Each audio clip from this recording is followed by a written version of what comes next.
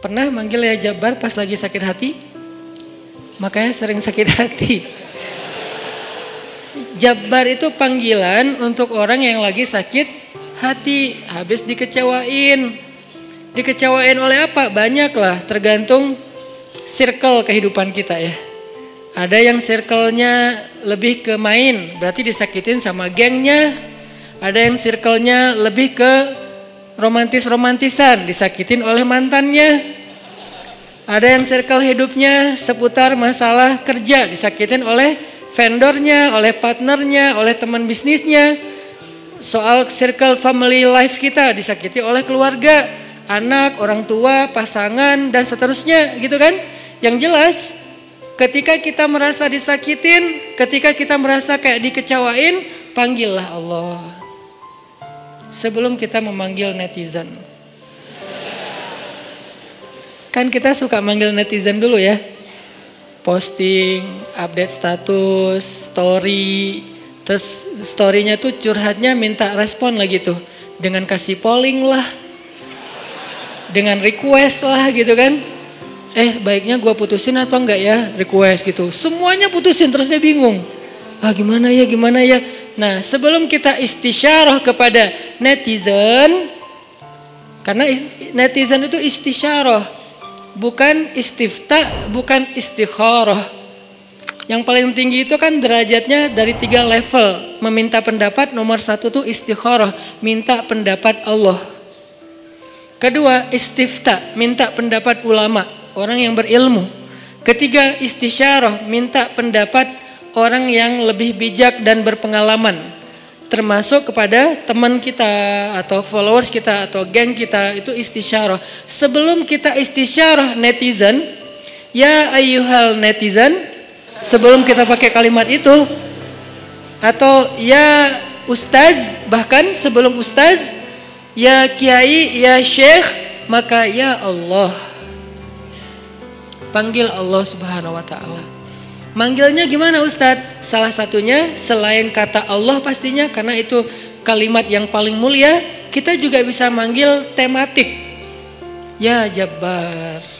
Ya Jabbar itu bisa 2. Sebetulnya 3 maknanya Jabbar, tapi yang lebih common tuh 2. 1, dipanggil untuk masalah-masalah yang sifatnya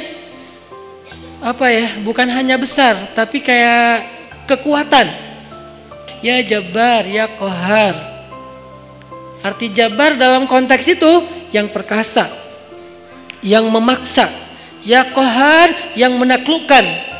Sehingga dipakailah kalimat Jabbar, Qahar, Aziz, kan kata-kata yang nama-nama yang perkasa gitu, untuk doa-doa yang sifatnya biasanya dipakainya dalam kondisi terzolimi. Ini doa-doa orang yang terzolimi. Kayaknya nggak perlu dihafal juga sih. Bukan nggak perlu dihafal, nggak perlu dipakai. Kenapa? Berharap kita tidak mendoakan orang yang zolim, kecuali yang dizolimi dalam urusan agama. Kalau dizolimi urusan pribadi sih, mending jangan mendoakan orang yang menzolimi. Kenapa? Rugi. Mending doain diri sendiri.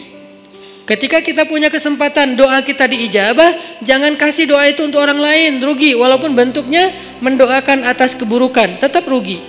Mending kita pakai buat doain diri kita sendiri. Ya Allah, saya lagi dizolimin, mudah-mudahan. Nah gitu kan, berarti kan kita dapat kebaikan.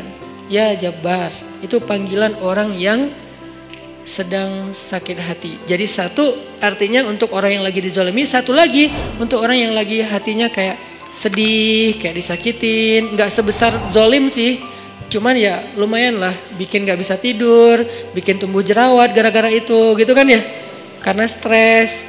Jadi intinya adalah panggil Allah kalau kita lagi sakit hati dan dikecewain. Ya Allah, ya Jabbar. Salah satu doa minta disembuhkan kecewa dan sakit hati di dalam sholat adalah Rabbighfirli warhamni wajburni. Kalimat wajburni. Selama ini kita baca enggak? Kan? Tahu artinya? Hampir. Apa arti wajburni? Bukan paksa aku dong Allah, enggak. Padahal arti Jabbar juga yang memaksa kepada kehendaknya.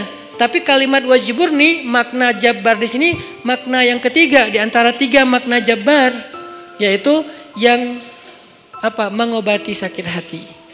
Jadi ketika kita berdoa Rabbighfirli, warhamni, wajburni, warfa'ni, warzukni, wahdini, wa'afini. Banyak banget ya. Luar biasa kita ya. Wajburni itu artinya kalau kita terjemahin, sembuhkanlah sakit hati saya. Atau bahasa lain juga bisa diterjemahin, hiburlah aku ya Allah. Aku lagi sedih nih.